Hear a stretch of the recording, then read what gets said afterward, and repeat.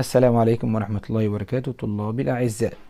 زي ما عودناكم ان احنا كل نهاية ترم بنحاول نحل نموذج من نماذج امتحانات إدارة الدسوق التعليمية السابقة. ومعانا النهاردة نموذج لسنة 2023 للصف الرابع الابتدائي. نبتدي حل عشان ما نضيعش وقتنا. بسم الله الرحمن الرحيم.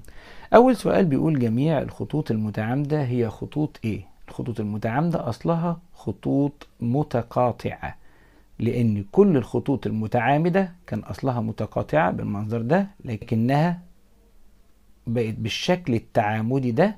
يبقى كل الخطوط المتعامدة كانت في الأصل خطوط متقاطعة، لكن ما ينفعش أقول إن كل الخطوط المتقاطعة هي خطوط متعامدة، إنما ينفع أقول إن المتعامدة هي أصلها كانت خطوط متقاطعة.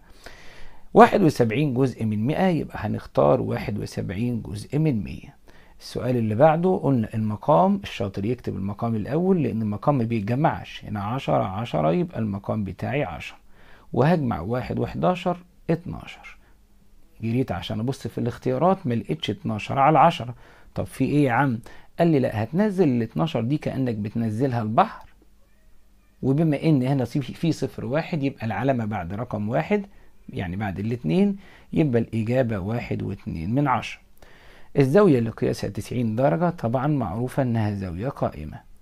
9 على 12 اصغر من كام؟ انا ملاحظ ان المقام كله متساوي 12 12 12، واحنا قلنا قبل كده لو المقام متساوي هنشتغل شغل عاقلين، واي انسان عاقل هيقول ان 9 على 12 اصغر من 10 على 12. عدد درجات الدايرة كلها 360 درجة. 4/10 يكافئ يعني يساوي، هفكها 4 فوق و10 تحت، لكن لما جريت بصيت في الاختيارات ما لقيتش 4 على 10. طب نعمل ايه؟ طالما ما لقيتش 4 على 10 يبقى ممكن ازود 0 فوق و0 تحت، يبقى 40 على 100. السؤال الثاني، اكمل العبارات التالية، اكتب العدد الآتي بالصيغة القياسية يعني بالأرقام. يفضل ان احنا نحط العلامة العشرية الأول. بيقول 2 أحاد يعني أول رقم على شمال العلامة، وبعدين جزء 1/10 يبقى أول رقم على يمين العلامة يعني 1، وبعد كده 9 أجزاء من 100 يعني تاني رقم على يمين العلامة، يبقى الناتج 2 صحيح و19 من 100. السؤال اللي بعده بيقولك التمثيل البياني المناسب لمقارنة المواد المفضلة لمجموعة من الأولاد والبنات. طالما قال صنفين، قال حاجتين، أولاد وبنات أو درجة الحرارة العظمى والصغرى، حاجتين، يبقى لابد إن احنا نستخدم التمثيل البياني بالأعمدة المزدوجة.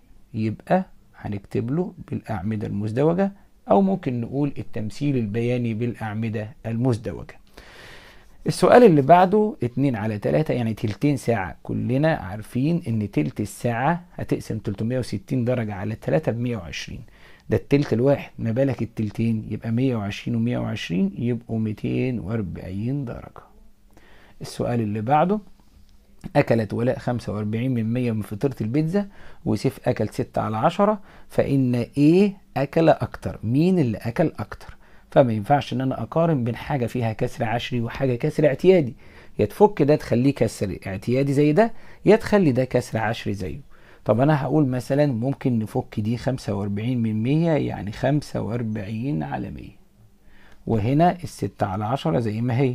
ما ينفعش اقارن بينهم غير لما البسهم نفس اللبس، لان المقام ده 100 والمقام ده 10، فهضطر احط هنا صفر عشان تبقى 100 زي دي، واكيد عشان انا راجل عادل هحط صفر فوق. يبقى 60 على 100 ولا 45 على 100؟ لا يا مستر، 60 على 100. 60 اللي هي ولاء ولا سيف؟ لا سيف، يبقى فإن سيف هو اللي أكل أكتر. الواحد الصحيح لو قطعناه زي ما جبنا الرغيف الصحيح، نقطعه كام جزء من 100؟ أكيد هنقطعه 100 جزء من 100. 16 على 28 هي 4 على 7 مضروبة في كام؟ الأول هعمل شرطة كسر وأقول له الأربعة تنضرب في كام عشان تبقى 16 في 4، والسبعة تنضرب في كام عشان تبقى 28 في 4، يبقى الناتج 4 على 4. الكسر العشري ده هنبص ونعد الأجزاء المظللة، يمكن مش باينة عندك. 1 2 3 4 5 6 7 8. هو عايز كسر عشري يبقى مينفعش تقول 8 على 10، ده عايز كسر عشري، يبقى لازم تحط علامة عشرية، يبقى 8 من 10 يعني 8 وعلامة عشرية وصفر. نقطة البداية في الشعاع دوت اللي هي النقطة مش السهم، النقطة بادئة من عند الام. طيب الخطان اللي قدامنا دول خطان ايه؟ متوازيان اهم، ماشيين قصاد بعض زي قضبان السكة الحديد.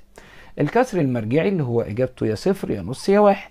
لازم اشوف الاول نص المقام، نص ال 12 6 والسبعة دي قريبة من الستة، يبقى ده كأنه جاب نص.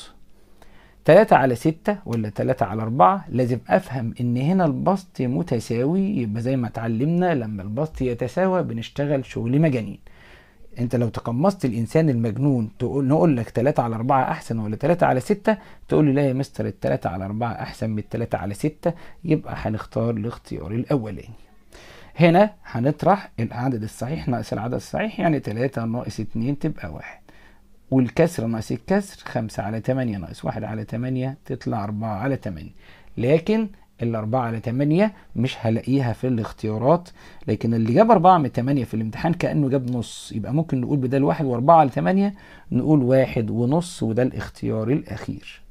في الشكل المقابل واضح ان ده شبه منحرف وما فيهوش ولا زاوية قائمة، فلما يسأل عن عدد الزوايا القائمة مش هلاقي حاجة، فهختار صفر. هنا هضرب البسط في البسط والمقام في المقام، وزي ما قلنا بسط في بسط مقام في مقام، صح صح صح صح، اوعى تنام. 1 في 3 ب3 و3 في 5 ب15، يبقى الناتج 3 على 15. 5 و24 على 100، ده زي ما قلنا قبل كده العدد الصحيح ده زي الكلب اللي ممكن يعضك ما تجيش يمه وتنزله زي ما هو، و24 تنزل، وبما ان في هنا صفرين يبقى العلامة بعد رقمين، يبقى الإجابة 5 و24 من 100. نشوف مع بعض الورقة التانية، يلا بينا. في الورقة التانية الراجل بيقول اشترى عمر 1.5 كيلو جرام دقيق ونص كيلو سكر و2 كيلو ونص رز، ما إجمالي كتلة اللي اشتراه؟ يبقى لازم نجمع، ممكن نبتدي من اليمين وممكن نبتدي من الشمال. خلينا نبتدي من الشمال، نقول 1.5 زائد نص زائد 2.5. طبعا هنجمع الصحيح الأول، هنا 1 صحيح، هنا مفيش صحيح، هنا في 2، يبقى 1 و2 3 صحيح. نيجي هنا 2 عايزين نجمع ده الكسر ده والكسر ده والكسر ده، 2 يبقى المقام 2. 1 و1 2 1 3، واضح ان ده 3 على 2 يعني كسر غير فعلي، فهنشفط من التلاتة اللي فوق حسب المقام، يعني المقام هنا 2 هناخد من التلاتة دي 2، طبعا المقام ثابت 2 وهنشفط من التلاتة دي زي المقام، فلو اخدنا 2 من التلاتة اللي فوق يبقى 1، واللي انا باخده دايما ده بيكون بواحد صحيح، الواحد الصحيح هتحطه مع التلاتة يبقى 4.5، يبقى كل اللي عمر هيشتريه 4.5 كيلو جرام. السؤال اللي بعده ارسم زاوية قياسها 30 درجة، كلنا عارفين هنرسم الزاوية ازاي، نجيب المنقلة ونشوف. في الأول هنجيب المنقلة بتاعتنا، نحط نقطة ونرسم سهم لليمين أفضل، ونبتدي نحط النقطة دي على النقطة دي، والخط بتاع المنقلة على الخط اللي أنا رسمته، الشعاع اللي أنا رسمته، ونعد لحد 30 بداية من الصفر، صفر الأحمر ده 0 10 20 30، واجي امشي على 30 لحد بره كده، احط نقطة واوصل النقطة بتاعت بداية الشعاع مع النقطة اللي عملتها، وتبقى كده دي زاوية قياسها 30 درجة. طيب لما يسألني عن نوع الزاوية اقول له ان ال30 دي ما حصلتش ال90، وطالما ما جابتش ال90 تبقى زاوية حادة. تحضر ندى مشروب، المشروب ده بيتطلب 5 على 8 لتر من الحليب من اللبن، فإذا كان عندها 2 على 8 لتر من الحليب، فما مقدار الحليب اللي بتحتاجه ندى عشان تحضر المشروب؟ يبقى هي ناقصها قد ايه؟ فهنطرح ده ناقص ده، يبقى نقول له 5 على 8 ناقص 2 على 8، طبعا المقام ما بينجمعش ولا ينطرح، يبقى نكتب ال8 الأول ونخلص. اللعب كله في البسط، 5 ناقص 2 3، يبقى اللي فضل لها 3 على 8 لتر. بالنسبة للتمثيل البياني، هو جايب لي تمثيل بياني بالأعمدة، يعني الأعمدة الفردية. حاوية ألف يعني حاوية لمية، في واحدة بتاخد 2.5 لتر، فهو رسمها؟ لا مش رسمها. يبقى اجي هنا، وطبعا لازم اسيب ايه مسافة كده، وابتدي اطلع لحد 2.5 زي ما هو قال عندي بالظبط. يبقى هطلع هنا لحد 2.5، امشي وبعدين احود يمين شوية وانزل تحت، وممكن اظللها وممكن اسيبها زي ما هي.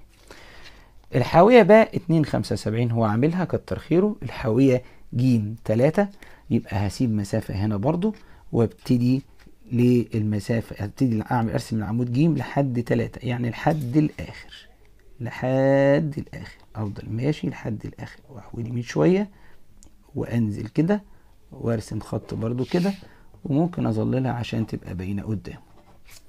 طيب بالنسبة للحاوية ده اللي هو رسمها 2، وبكده نكون انتهينا من حل نموذج العام قبل الماضي للصف الرابع إدارة الدسوق التعليمية، ونشوفكم على خير وربنا يوفقكم جميعا، والسلام عليكم ورحمة الله وبركاته.